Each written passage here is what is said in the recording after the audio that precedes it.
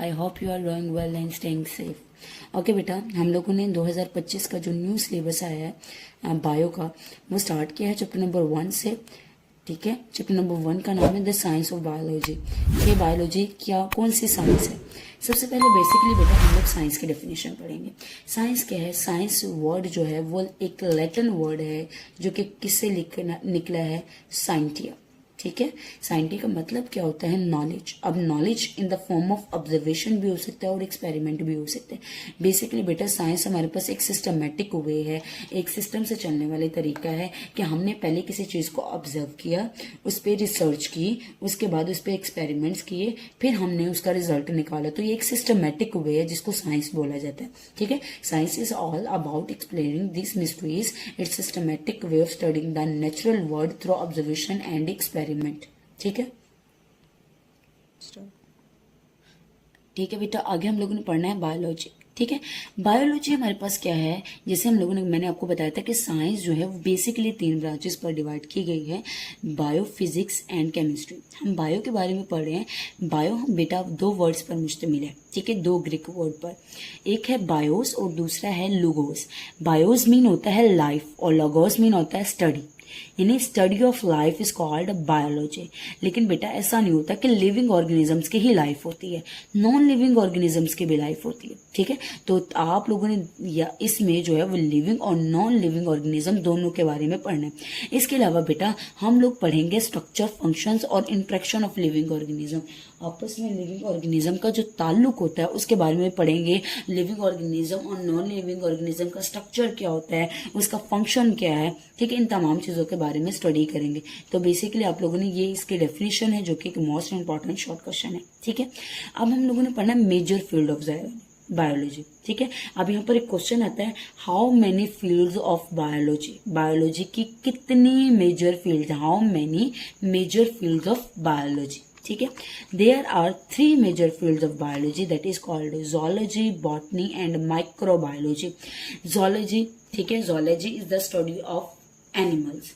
बेटा आप लोगों ने देखा है जैसे कि जू जाते हैं तो जू वर्ड जो है वो जोलॉजी से निकले, क्योंकि जू में क्या होते हैं? एनिमल्स। ठीक है, तो जोलॉजी हमारे पास बायोलॉजी की ऐसी ब्रांच है जिसमें हम लोग एनिमल्स के बारे में पढ़ते हैं। एनिमल्स का स्ट्रक्चर भी हो सकता है, फंक्शन भी हो सकता है। एनिमल्स जो हैं वो दूसरे एनिमल्स को देखकर या नॉन लिविंग थिंग्स को देखकर कैसे बिहेव करते हैं, या एनिमल्स की डाइवर्सिटी क्या है, एनिमल्स में कौन कौन से चेंजेस आए हैं, एनिमल्स ने कौन कौन से अपने अंदर तब्दीलियां की हैं। इन तमाम चीजों की स्टडी किसमें की जाती है? जोलॉजी में। और जोलॉजी की एग्जाम्पल होगी होमोसेपियंस। ठीक है, ह्यूमन बीइंग आएगा। इसके बाद आएगा बॉटनी। बॉटनी क्या है बेटा? बेसिकली बॉटनी जो है वो हमारे पास प्लांट्स की स्टडी होती है। किसकी स्टडी होगी? प्लांट्स की। ठीक है, it is the study of plants. अब प्लांट्स का भी स्ट्रक्चर स्टडी होगा। ठीक है, स्ट्रक्चर का मतलब क्या होता है कि उसकी साख्त कैसी, साख्त, ठीक है, उसकी ग्रोथ कैसी हो रही है, ठीक है, उसकी रिप्रोडक्शन कैसी हो रही है, और उसका जो है इंट्रैक्शन यानी ताल्लुक कैसा है लिविंग ऑर्गेनिजम्स के साथ या इन्वायरमेंट्स के साथ। ठीक है, अब बेटा रिप्रोडक्शन की बात करें तो आप लोगों ने देखा हुआ है कि हम लोगों के पास दिन ब दिन रिप्रोडक्शन चेंज होती जा रही है। हम जैसे कि मैंने आपको एग्जांपल दी है प्लांट की। ठीक है, प्लांट में हमारे पास जैसे कि आते हैं एप्पल। अब आपने देखा है कि हमारे पास 2 तरह के एप्पल्स होते हैं, एक होता है ग्रीन एप्पल, एक होता है रेड एप्पल। ठीक है, ग्रीन एप्पल कौन सा होता है? जो कि हमारे पास 2 चीजों पर मुश्तमिल है, एक पाइन एप्पल है और एक रेड एप्पल का जो मिक्सचर है ना, उस मिक्सचर से हम लोगों ने एक सीड प्रिपेयर किया है। उस सीड से जो ग्रोथ होती है वो होती है ग्रीन एप्पल की। ठीक है, तो अब ये किसने की है? ये बॉटनी के जरिए की गई है। ठीक है, अब हमारे पास जो है वो इंट्रैक्शन विद द एनवायरनमेंट। अब प्लांट किस तरह से इंट्रैक्ट करते हैं एनवायरनमेंट के साथ कि प्लांट की वजह से जो है वो फॉर एग्जाम्पल बेटा मैं इंट्रैक्शन की बात करती हूँ कि हम लोगों के पास कौन से प्लांट कितने ज्यादा ग्रोथ कर रहा है। ठीक है, अब कुछ प्लांट्स ऐसे होते हैं जिनकी ग्रोथ लेवल बहुत ज्यादा होती है। ठीक है, कुछ प्लांट्स ऐसे होते हैं उनकी ग्रोथ लेवल बहुत कम होती है। अब उसका जो है एनवायरनमेंट के साथ ताल्लुक कैसा है? इसके अलावा बेटा मैं आप लोगों को अगर एक मेजर एग्जांपल दूं तो हमारे पास पोलन ग्रेन्स होते हैं। ठीक है, हमारे पास बेसिकली जो रिप्रोडक्शन होती है वो पोलन ग्रेन्स के जरिए होती है। जो भी इंसेक्ट्स उन पोलन ग्रेन पर बैठता है, ठीक है, बैठने के बाद इंसेक्ट जहां जहां जाता है वो पोलन ग्रेन जहां भी गिरता है बेटा उससे नया प्लांट तैयार होता है। तो अब इन्वायरमेंट के साथ कैसा प्लांट का ताल्लुक है? ठीक है, इसकी एग्जांपल आएगी ब्रासिका कैम्पेस्ट्रस। ब्रासिका कैम्पेस्ट्रस सरसों के पौधे को बोला जाता है। उसके बाद आता है बेटा माइक्रोबायोलॉजी। माइक्रोबीन होते हैं स्मॉलर ऑर्गेनिजम्स जैसा कि बैक्टीरिया, ठीक है।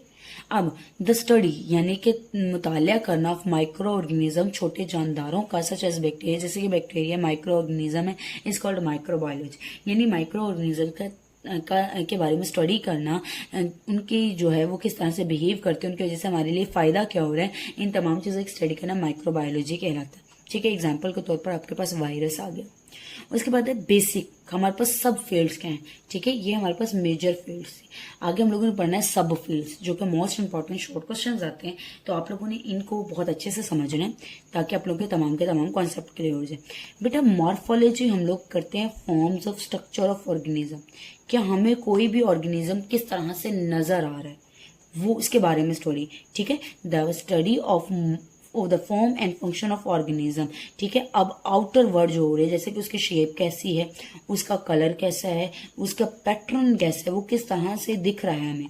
अब देखें मॉर्फोलॉजी की अगर मैं बात करती हूँ तो मंकी किस तरह से दिखता है कि भाई उसकी 4 टांगे हैं, वो जो है वो 4 टांगों पे चलता है, जो इसके अलावा जो है वो उसके 2 जो टांगे हैं वो हाथ की तरह काम करती हैं। अगर हम इंसानों की बात करते हैं तो इंसान 2 पाँव पे चलते हैं, इंसान जो है वो खड़े हो सकते हैं, 2 हाथों से वो किसी चीज़ को जो है वो पकड़ सकते हैं, इसके अलावा दोनों चीज़ों से, दोनों हाथों से वो किसी चीज़ को सेलेक्ट कर सकते हैं। तो अभी क्या है कि हम फॉर्म ऑफ स्ट्रक्चर के फंक्शंस की बात करें, उनकी शेप की बात करें, तो वो किस में की जाएगी, मॉर्फोलॉजी में। इसके अलावा बेटा अगर मैं कहती हूँ कि भाई हमारे पास ऑर्गन की बात करती हूँ, ठीक है, अब मॉर्फोलॉजी में कहती हूँ कि हमारे जो है हमारे अंदर लंग्स हैं, हमारे पास हार्ट है, हमारे पास ब्रेन है। इंटरनली हम लोग वैसे ही देखते हैं, ठीक है, जैसे हमारे पास कोई भी ढांचा बना हुआ है तो ढांचा हम लोगों के पास जो अपीयरेंस नजर आ रही होती है बेसिकली वो मॉर्फोलॉजी होती है, ठीक है। उसके बाद हमारे पास आता है एनाटॉमी।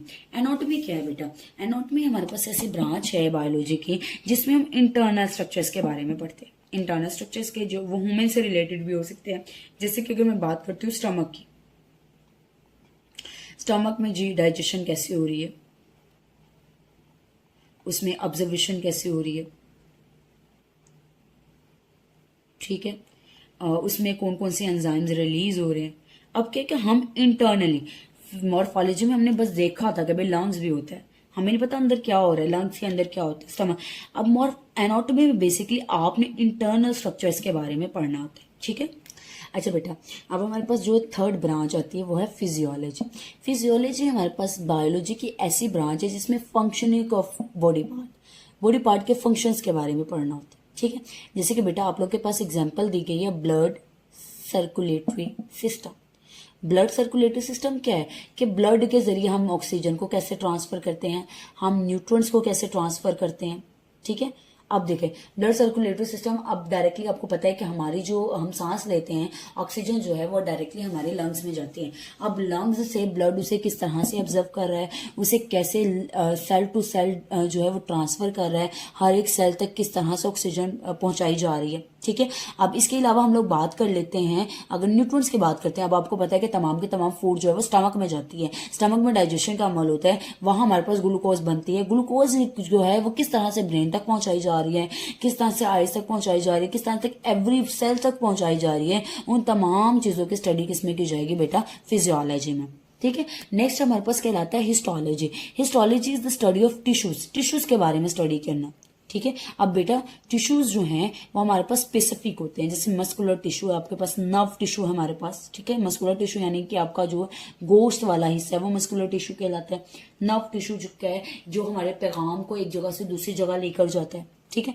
अब जो टिश्यूज जो हैं वो सिमिलर जो हैं वो 2 या 2 से सेल से मिलकर बनते हैं, जो कि सिमिलर फंक्शन परफॉर्म करते हैं, वो हमारे पास क्या कहलाते हैं, टिश्यूज, ठीक है।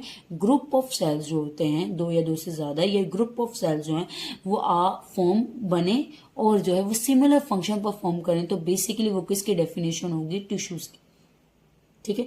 टिश्यूज को बेटा मुख्तलिफ किस्म की डिसीज को डायग्नोज करने के लिए इस्तेमाल किया जाता है, ठीक है। स्ट्रक्चर को समझने, ऑर्गन के स्ट्रक्चर को समझने, अब देखें जैसे कि मैंने कहा डाइजेस्टिव टिश्यूज है, अब स्टमक है, उसमें डाइजेशन का प्रोसेस होता है, उसमें ऑब्जर्वेशन टिश्यूज होंगे, मस्कुलर टिश्यूज होंगे, एपिथेलियल टिश्यूज होंगे, ठीक है। अब वो किस तरह से काम कर रहे हैं, इन तमाम चीजों की स्टडी हिस्टोलॉजी में की जाएगी।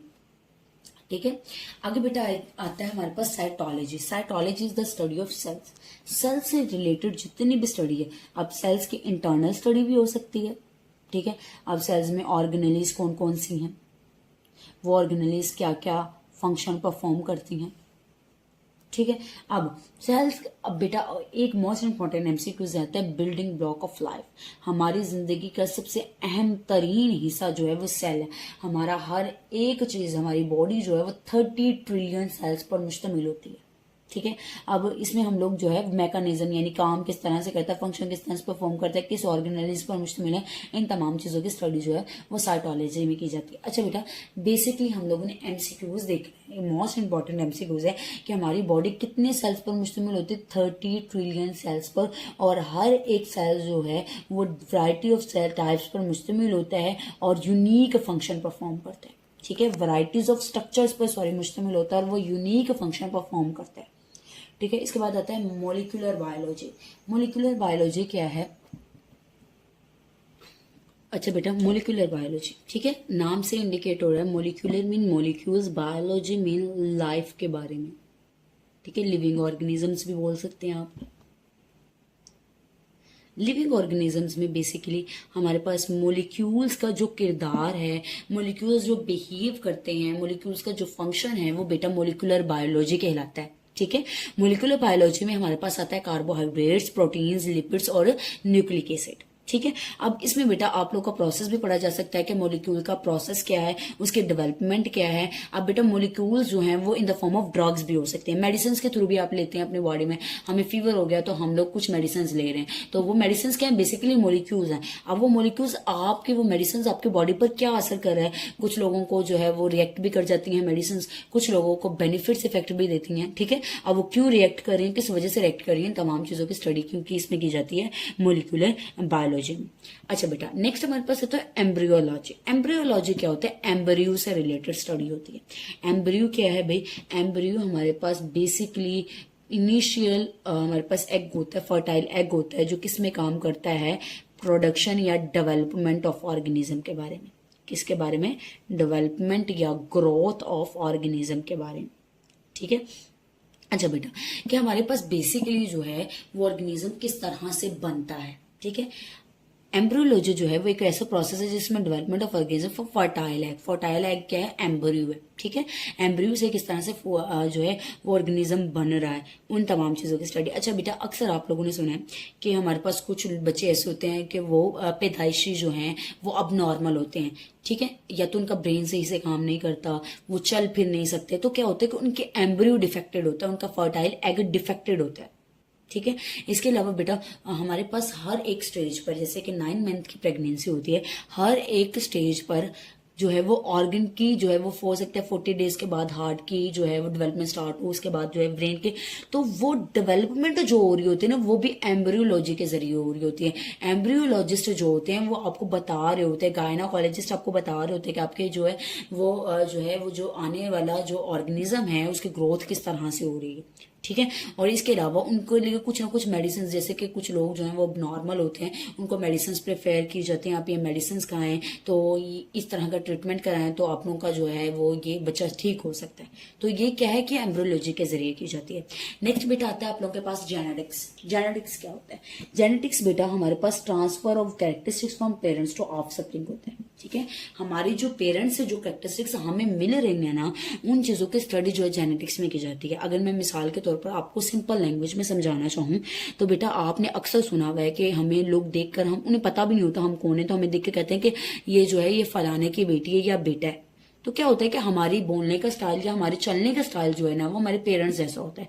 अब हमारे पेरेंट्स की कुछ एबिलिटी बाय जेनेटिकली हमें ट्रांसफर हुई, ठीक है। अब वो उस चीज की स्टडी किसमें की जाएगी? जेनेटिक्स में, ठीक है। अब बेटा हमारे पास जेनेटिक्स के कुछ डिसीजेस भी हो सकते हैं, डिसऑर्डर भी हो सकते हैं। कुछ लोगों को जो है वो जेनेटिकली जो है वो डायबिटीज होती है, ठीक है, वो मीठा ज्यादा नहीं खा सकते, ठीक है। अब ये कैसे हुआ कि उनके फादर को या मदर को जो है वो डायबिटीज थी, उसके बच्चे को आगे जो फीमेल है या मेल है, जो उसका जो डॉटर या सन है, उसको जो है वो ट्रांसफर हो गई है, ठीक है। अब ये बाय जेनेटिक्स हुआ है, तो इसकी स्टडी भी किसमें की जाएगी? जेनेटिक्स में, ठीक है। अब उनको जो है इसके अलावा बेटा अगर हम वैरायटीज ऑफ प्लांट्स और एनिमल्स की बात करते हैं तो वैरायटीज ऑफ प्लांट्स और एनिमल्स की मैं बताती हूँ। तो जैसे कि हम लोगों ने अक्सर सुना हुआ है कि ये वाला प्लांट जो है वो बहुत अच्छा ग्रोथ करता है या ये बहुत अच्छा फल देता है, तो इसका मतलब क्या है कि हम जो है उस प्लांट की जो फ्रूट है ना उसकी सीड को ग्रो करेंगे तो हमारा जो है वो बिल्कुल वही वैसा ही प्लांट ग्रो करेगा जैसे इससे पहले वाला प्लांट कर रहा था। तो हमने क्या किया, उसके जीन्स को ग्रो कराया। ठीक है, अब आप लोगों ने ये अच्छे से समझ लेना। नेक्स्ट आता है paleontology. Paleontology is the study of fossil fuels. Fossil fuels की स्टडी। अच्छा बेटा, फोसल फ्यूल्स क्या होते हैं? फोसल फ्यूल्स बेसिकली आप लोगों के पास जो होते हैं वो पुराने से पुराने मुजस्सिमे, पुराने से पुराने ढांचों को बोला जाता है। ठीक है, जैसे कि बेटा अगर मैं एग्जांपल देती हूँ, हमें कहा जाता है भाई डायनासोर्स थे और वो बेटा मिलियन ऑफ ईयर्स अगो थे, पहले थे। तो अब हमें कैसे पता कि डायनासोर थे? हमने डायनासोर के दरअसल फोसल्स देखे हैं, उनके ढांचों को देखा है। उनके ढांचों को देखने की वजह से हमें पता चला कि हमारे पास बहुत बड़े रेप्टाइल्स भी मौजूद थे in the form of dinosaur, जो कि अर्थ पर मौजूद थे। अब ठीक है, तो अब उन तमाम चीजों की स्टडी किसके जरिए की गई? पलेंटोलॉजी के जरिए। अच्छा बेटा, एमसीक्यूज आता है हमारे पास। फोसिल फ्यूल्स जो है वो रिमेनिंग पार्ट्स भी, एनिमल्स के पार्ट्स भी हो सकते हैं और प्लांट्स के भी हो सकते हैं। अब देखें, अगर मैं कहती हूँ कि कुछ लोगों की डेथ हो जाती है, ठीक है, डेथ होने की वजह से क्या हुआ, उनकी डिकम्पोजिशन स्टार्ट हो गई। अब आप कहेंगे कि टीचर जी हमने तो सुना है कि जिसकी डेथ हो जाती है उसकी जो है जल्द ही उसका ढांचा भी गल सड़ जाता है। डायनासोर के ढांचे में, डायनासोर में बेसिकली बेटा प्रिजर्व्ड के लिए कुछ ना कुछ किस्म की रॉक्स या मेडिसिन लगाई गई, जिसकी वजह से उनकी जो है वो डिकम्पोजिशन का अमल स्टार्ट नहीं हुआ।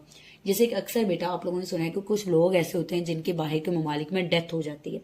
डेथ होने की वजह से क्या होता है कि महीने 15 दिन तक उनकी जो है वो लाश को जो है उनके ममालिक नहीं पहुंचाया जाता। अब उनके अंदर से स्मेल ना आए या उनके डिकम्पोजिशन का अमल शुरू ना हो तो हम क्या करते हैं, उनको मेडिसिन लगाते हैं। तो वो भी किसमें स्टडी की गई? पैलेंटोलॉजी में। ठीक है। अच्छा, ओल्डेस्ट जो फोसल्स होते हैं उन्हें साइनोबैक्टीरियम बैक्टीरियम बोला जाता है, जो कि 3.5 बिलियन ईयर्स अगो ओल्ड है। ठीक है, अब आप लोगों ने ये कर लेना डेफिनेशन और एग्जांपल। नेक्स्ट आप लोगों के पास आता है टेक्सोनॉमी। अच्छा बेटा, टेक्सोनॉमी क्या है कि classification of organism into groups and सब ग्रुप्स सिमिलरिटीज और डिसिमिलरिटीज के बेस पर हम लोगों ने ऑर्गेनिजम्स को जो है वो डिफरेंट ग्रुप्स में डिवाइड कर दिया उनकी सिमिलरिटीज और डिसिमिलरिटीज के बेस पर। जैसे कि बेटा हम लोग बात करते हैं अपनी और एनिमल्स, ठीक है, हम भी एनिमल्स हैं बेसिकली, लेकिन अपनी और जो है वो हमारे पास ग्रो और बेफ्लूज है। अब क्या है कि हम लोगों ने उनको एक ग्रुप में रखा है, जिनमें काउ है, बेफ्लूज हैं, मंकीज हैं। क्यों? क्योंकि बेटा उनके 4 टांगे होती हैं, 2 कान होते हैं, 2 आंखें होती हैं। ठीक है, और जो है सिमिलरिटीज हो गई। डिसिमिलरिटीज की बात करें, काउ और बेफ्लूज मिल्क की प्रोडक्शन करते हैं, मंकी मिल्क की प्रोडक्शन नहीं करते। ठीक है, काउ और बेफ्लूज की स्किन पर बाल बहुत कम होते हैं और मंकी की स्किन पर बहुत बड़े बड़े बाल होते हैं। ठीक है, लेकिन फिर भी उनको एक ही ग्रुप में रखा गया। कुछ सिमिलरिटीज थी, कुछ डिसिमिलरिटीज थी। अगर हम लोग अपने ग्रुप की बात करें तो हम लोग उनके साथ कंपेयर करें भी, हमारे जो है वो 2 हाथ हैं, 2 पाँव हैं, हम सोच समझ सकते हैं, हमें अच्छे और बुरे की पता है। ठीक है, तो अब हम लोगों ने कुछ एबिलिटीज, कुछ सिमिलरिटीज और कुछ डिसिमिलरिटीज के बेस पर एनिमल्स को और ह्यूमन सिम्पियन को सेपरेट किया है। अब वो जिस ग्रुप के थ्रू, जिस ब्रांच के थ्रू सेपरेट किया गया ना, बेसिकली उसे टेक्सोनॉमी बोला जाता है। ठीक है, अब उसकी हम लोग नई आइडेंटिकल न्यू स्पीशीज भी हो सकती हैं, एवोल्यूशनरी रिलेशनशिप भी हो सकता है। एवोल्यूशनरी रिलेशनशिप का मतलब क्या है कि हमने सोचा है कि कुछ जो है वो हम लोग का कहा जाता है कि भाई आपके जो आबाऊ इजाद हैं, आप लोग जो हैं वो मंकी से बने। क्यों? क्योंकि बेटा मंकी की जो इंटरनल स्ट्रक्चर होता है ना, ठीक है, वो हमारे जैसे सिमिलर, उसके लंग्स की, ऑर्गन्स की जो डेवलपमेंट है वो भी हमारे जैसी है। ठीक है, इस वजह से कहा जाता है कि मंकी जो है वो आपके आबाओ इजाद हैं। मंकी से आप लोगों ने कुछ अडेप्टेशंस की कि आप लोगों के 4 ही पांव थे, आप लोगों ने चीजों को पकड़ना शुरू किया तो वो हाथों में तब्दील हो गए, आपने सोचना शुरू किया तो आपके जो है वो फ्रंटल जो है वो बन गया, सेरिब्रम बन गया, सेरेब्रल कॉर्टेक्स बन गया, मेडुला ऑब्लिगेटा बन गया, आपने सोचना समझना शुरू कर दिया, आपने चीजों को देखना शुरू कर दिया। तो इन तमाम चीजों की वजह से उनका कि आपकी जो है अडेप्टेशन हुई है, लेकिन आप लोग के आबाऊ इजाद जो थे वो मंकी थे। अच्छा बेटा, नेक्स्ट हमारे पास आता है इकोलॉजी। इकोलॉजी क्या है? इकोलॉजी ऑर्गेनिजम्स का और एनिमल्स का जो ऑर्गेनिजम्स का और इन्वायरमेंट का जो रिलेशनशिप है ना, जो ताल्लुक है, उसके बारे में जो स्टडी की जाती है वो इकोलॉजी में की जाती है। ठीक है, ऑर्गेनिजम्स का इन्वायरमेंट पर पॉजिटिव इफेक्ट पड़ रहा है या एनवायरमेंट का ऑर्गेनिज्म पर पॉजिटिव इफेक्ट पड़ रहा है या नेगेटिव इफेक्ट पड़ रहा है, इन तमाम चीजों की स्टडी जो है वो इकोलॉजी में की जाती है। ठीक है, मिसाल के तौर पर अगर मैं फूड चेन की बात करती हूँ तो फूड चेन क्या है, फूड चेन क्या है आप लोगों के पास, ठीक है, फूड चेन हमारे पास बेसिकली बेटा क्या होता है कि जैसे चेन चल रही है, जैसे कि आप लोगों के ग्रास ऊपर होता है, ग्रास खाते हैं, ठीक है, ग्रास को जो है वो आगे हम लोग कह देते हैं वो बर्ड्स खा लेते हैं, बर्ड्स को आगे कोई एनिमल खा लेता है, एनिमल जो है वो किसी फ्रूट को खा लेता है, ठीक है, उन एनिमल्स को हम खा लेते हैं। तो क्या चल रहा है, एक चेन चल रही है, एक चेन चलने की वजह से अब क्या है, हम इन्वायरमेंट से भी कुछ चीजें ले रहे हैं, जैसे ग्रास खा रहे हैं हम लोग, इंसेक्ट्स को जो है वो इंसेक्ट्स की वजह से आगे चल रही है, हम जो है इन्वायरमेंट से जो है फ्रूट्स को ले रहे हैं। ठीक है, तो हमारा जो इन्वायरमेंट के साथ ताल्लुक है, ठीक है, अब हम इन्वायरमेंट से क्या ले रहे हैं, एनर्जी और न्यूट्रिएंट्स ले रहे हैं। इनडायरेक्टली हम इन्वायरमेंट्स को क्या दे रहे हैं, हमने जो है कार्बन डाइऑक्साइड रिलीज करते हैं, हम फॉसिल फ्यूल्स जो है हमारी वजह से रिलीज हो रहे हैं। इसके अलावा हमारे पास जो है वो इन्वायरमेंट में जो है वो क्लीनिंग ऑफ वाटर हो रही है। ठीक है, अब ये पॉजिटिव इफेक्ट है। नेगेटिव इफेक्ट की बात करते हैं तो इंडस्ट्री से निकलने वाले धुएं की वजह से पोल्यूटेड एयर बन रही है। ठीक है, पोल्यूटेड एयर बनने की वजह से हमें बहुत सी डिसीज हो रही है। तो इन्वायरमेंट का हम पे भी पॉजिटिव इफेक्ट हो रहा है और नेगेटिव इफेक्ट हो रहा है। अब इस रिलेशनशिप को पढ़ने के लिए हम जिसमें स्टडी करते हैं वो इकोलॉजी कहलाता है। ठीक है, नेक्स्ट आता है मेरीन बायोलॉजी। मेरीन का मतलब क्या होता है, समुद्री। ठीक है, समुद्री ओशंस हो सकते हैं, रिवर्स हो सकते हैं, सीज हो सकते हैं, इन तमाम चीजों की स्टडी है। समुद्री मखलूक के बारे में जो जिस बायोलॉजी में जाना जाता है मेरीन। अब बायोलॉजी का मतलब क्या होता है कि लिविंग ऑर्गेनिज्म या लाइफ के बारे में स्टडी करना मेरीन बायोलॉजी कहलाएगा। ठीक है, अब जैसे कि बेटा मैं बात करती हूँ कि कोरल रीफ्स है, कोरल रीफ्स दरअसल एक ऐसा एरिया है जहां पर मेरीन लाइफ रहती है, यानी फिशेस ग्रो करती हैं। ठीक है, अब ऐसा नहीं होता कि ओशंस की बात करें तो ओशंस के हर हिस्से में जो है वो फिशेस ग्रो कर सकते हैं, नहीं भी एक रीजन होता है, एक डेप्थ तक जो है वो फिशेस ग्रो कर सकती हैं, उसके नीचे तक ग्रो नहीं कर सकती, नीचे ऑक्सीजन ही नहीं पहुंचती। अगर ऑक्सीजन नहीं पहुंचेगी तो फिशेस ग्रो ही नहीं कर सकती, फिशेस सांस नहीं ले सकती, क्योंकि आपको पता है कि फिशेस जो है वो गिल्स के जरिए सांस लेती हैं। ठीक है, अब गिल्स के जरिए सांस तो लेते हैं, अगर वो ज्यादा समंदर की सतह नीचे तक चली जाएंगी तो ऑक्सीजन मौजूद नहीं होगी, ऑक्सीजन मौजूद नहीं होगी तो फिशें ग्रो नहीं कर सकती। तो कोरल रीफ्स वो रीजन है जहां पर मेरीन बायोलॉजी, ये मेरीन लाइफ रहती है। ठीक है, अब इन तमाम चीजों की स्टडी, अब कहाँ कोरल रीफ्स हैं, कितनी डेप्थ तक कोरल रीफ्स होती हैं, कहाँ किस एरिया में जो है वो फिश ग्रो कर सकती हैं या living organism, marine living organism grow कर सकते हैं, इन तमाम चीजों की स्टडी किसमें की जाती है, मेरीन बायोलॉजी में की जाती है। आगे बेटा आ जाता है पैथोलॉजी। पैथोलॉजी क्या होता है, study of diseases, causes and effects, यानी कि डिसीजेज के बारे में जानना, उनकी वजूहात के बारे में जानना, उनके इफेक्ट्स के बारे में जानना। ठीक है, और फिर उनसे डायग्नोज, प्रिवेंटेशन और ट्रीटमेंट के बारे में जानना। इन अ सिंपल वर्ड बेटा मैं अगर आप लोगों को समझाना चाहूँ तो आपने कोविड-19 का फेज देखा। कोविड-19 के फेज में क्या था कि कोविड हमारे पास दरअसल एक डिसीज थी।